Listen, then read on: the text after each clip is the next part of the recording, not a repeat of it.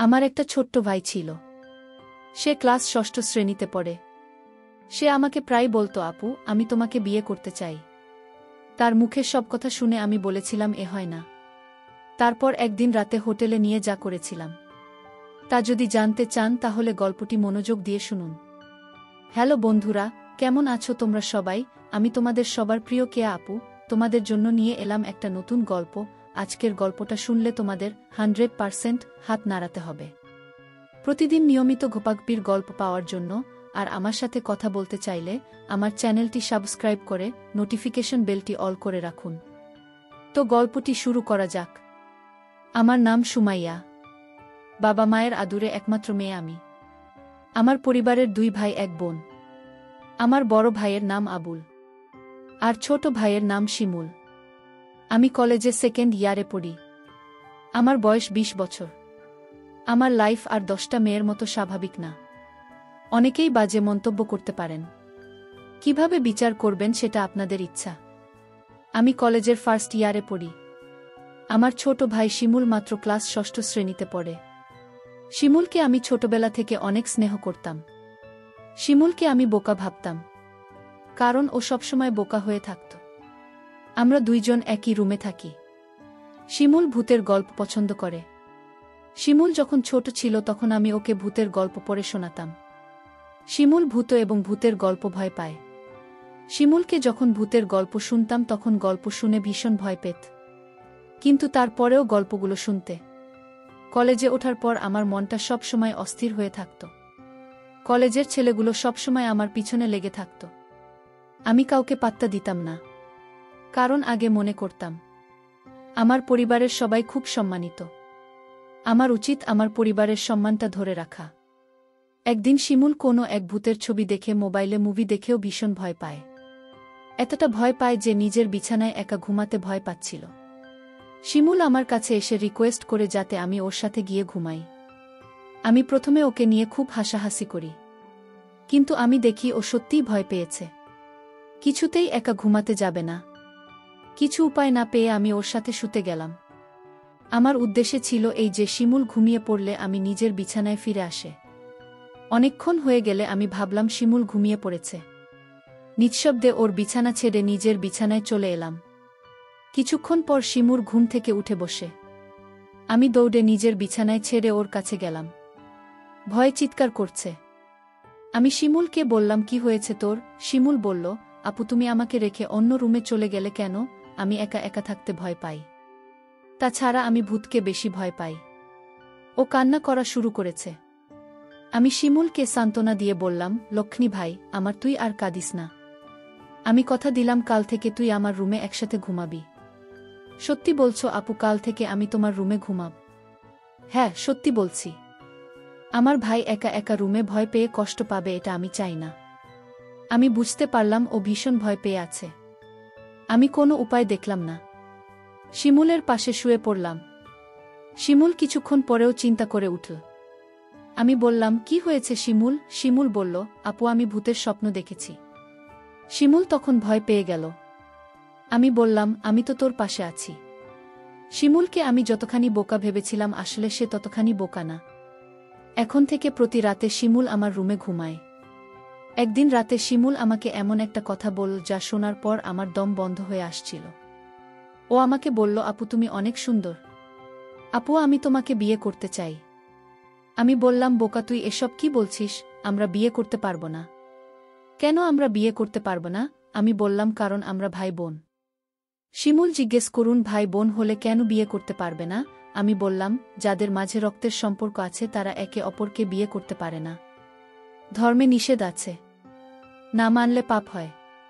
শিমুল বলল, নবী আদমের যুগে তো তারা বিয়ে করেছিল। শিমুলের কথা শুনে চমকে উঠি।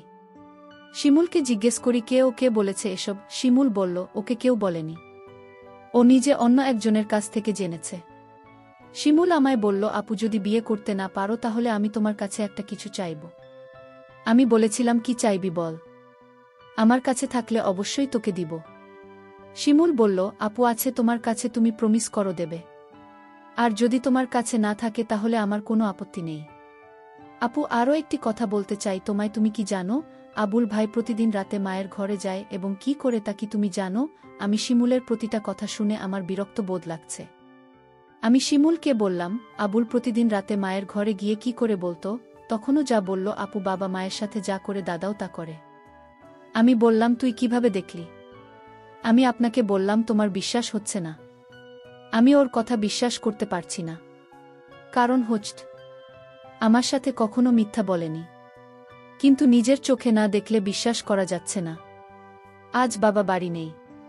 শিমুলকে বললাম, আজ বাবা বাড়ি নেই। আজও আবুল দাদা মায়ের ঘরে গিয়েছে কিনা? শিমুল বলল, আবুল দাদাকে মার ঘরে ঢুকতে দেখেছে। আমি সিদ্ধান্ত নিলাম, আবুল মায়ের ঘরে গিয়ে কি করে তার রহস্য জানতে হবে। আবুলকে নিয়ে মায়ের ঘরের সামনে গেলাম। মায়ের ঘরের দরজা ভেতর থেকে লক করা। আমি কি জানালা দিয়ে চোখ রাখলাম। এই দৃশ্য দেখার পর শিমুলের কথা শতভাগ বিশ্বাস করলাম।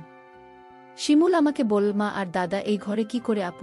আপু তখন রাগান্বিত হয়ে বল, কি করে সেটা আমার মুখ দিয়ে বলতে হবে নাকি? তুই দেখিসনি? তুই কি অন্ধ নাকি? আমি আপনাকে বললাম, আপু তুমি আমার সাথে রাগ করছো কেন? আমি আবার কি করলাম আপু? কাল বাবা আসলে আমি বাবাকে বলে দিব মা আর দাদার কথা। বাবা জানলে বাবার মনে অনেক কষ্ট হবে। আমাদের সুন্দর পরিবারটা নষ্ট হয়ে যাবে। আমাকেই পরিবার বাঁচাতে হবে। আমি শিমুলকে ঘরে নিয়ে আসলাম। শিমুলকে বললাম, আমাদের পরিবার একটা সম্মানিত পরিবার। আমাদের ঘরের কথা বাইরের মানুষ জানলে আমাদের সম্মান নষ্ট হয়ে যাবে। ঠিক আছে আপু, আমি বাবাকে কিছু বলবো না। শুধু তুমি যদি আমার একটা কথা রাখো, আমি আমার পরিবারকে বাঁচাতে। আমি শিমুলকে বললাম, তুই বল তোর মনের কথা, আমি রাখব। শিমুল তখন আমায় জিজ্ঞেস করো, সবাই পারলে আমরা কেন পারব না? কি করতে হবে সেটা বলবি তো? আমি বললাম, আপু তোমার কাছে একটা রাধার চাই। তুমি কি দিবে? আপু বল, রাতে আবার কি করবি? যা বলবি ঘুরিয়ে না বলে সোজা বলে ফেল। আমার ছোট ভাই তখন বল, আপু দাদা আর মা যা করে আমরা তাই করব। শিমুল, তোর কি মাথা ঠিক আছে? তুই কি বলছিস একবার ভেবে দেখেছিস? আমি আপনাকে বললাম, তুমি আমার কথা রাখবে কি সেটা বল। আমি বললাম, নিয়ম নেই। শিমুল জানতে চাইলে নিয়ম কারা বানায়?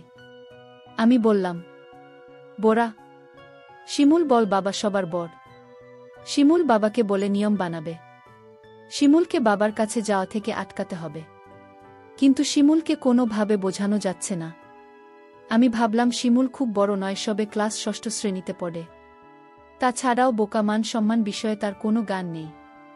আমি বললাম, আমি যদি শিমুলের কথা রাখি তাহলে ওকে চুপ রাখা যাবে, মা আর দাদার ঘটনা বলা যাবে না।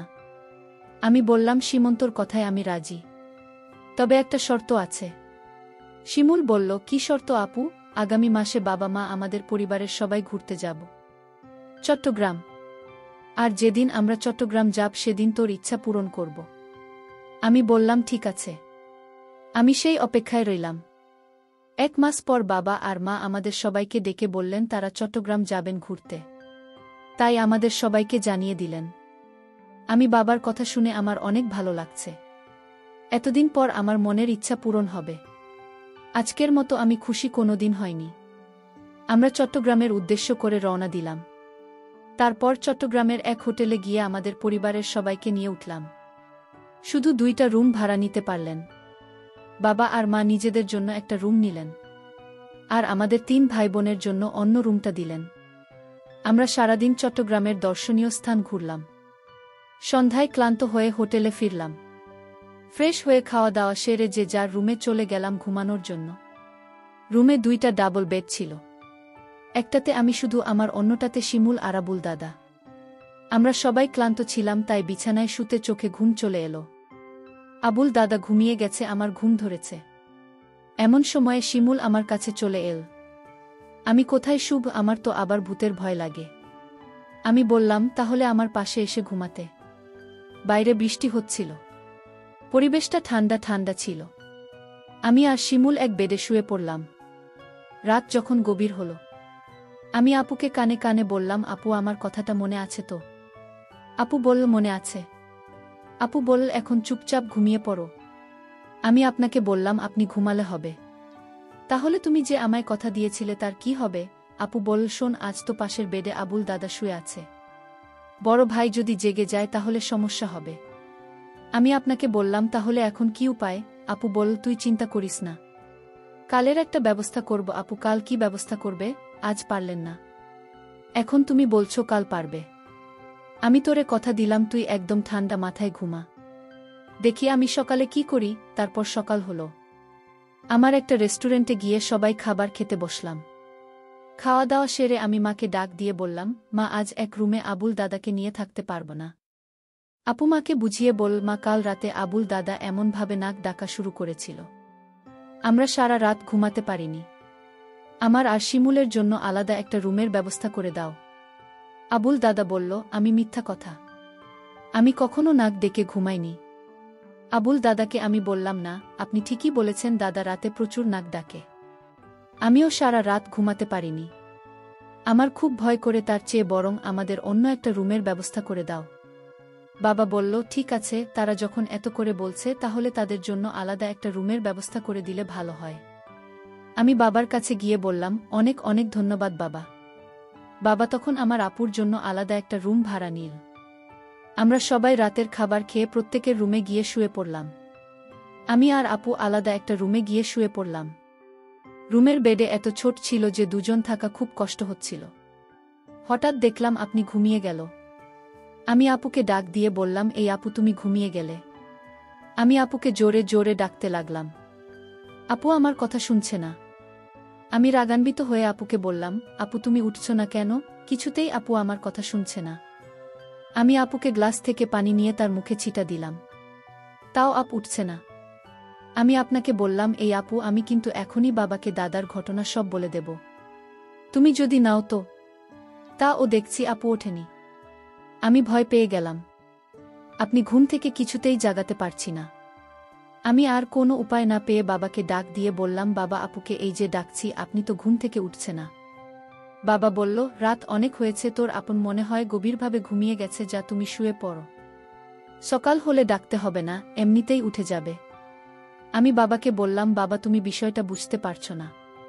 আমি আপুকে পানির ছিটা দিলাম, তাও তো উঠছে না।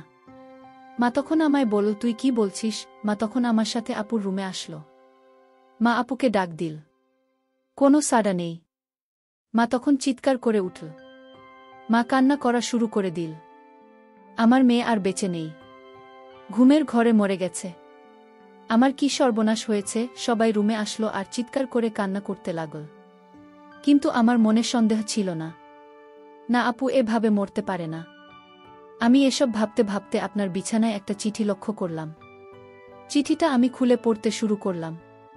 চিঠিতে লেখা ছিল, শিমুর ভাই আমার, তুই আমাকে ক্ষমা করে দিস। আমি তোর কথা রাখতে পারিনি, কারণ দাদার ঘটনা দেখার পর থেকে আমার মন থেকে বাঁচার ইচ্ছা চলে গেছে। সেদিনই আমি সিদ্ধান্ত নিই, এই পরিবারে আমি বেঁচে থাকতে পারব না, কারণ যে পরিবারের সম্মান থাকে না, মায়ের কার্যকলাপ আমার কাছে ভালো লাগে না।